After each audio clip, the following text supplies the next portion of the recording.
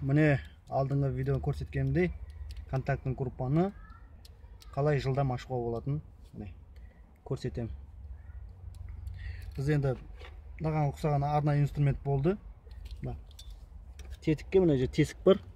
Қазақша айтқанда тесік, яғни отверстие. Орысша айтқанда отверстие міне. Осы жерге жіңішке, осы сияқты мынадан жіңішкелеу. Сымды саласың, болмаса шеге болса шеге, болмаса отвертка, ұзын отвертканы салып, фиксаторды положение қойып қоясыз. Яғни замокты холостой қоясыз да, мына фиксатор былай отыру керек. Осын бірге деп ашасыз замокты, сол кезде басылады. Сол кезде ғана шығады. Әйтпесе шығара алмайсыздар.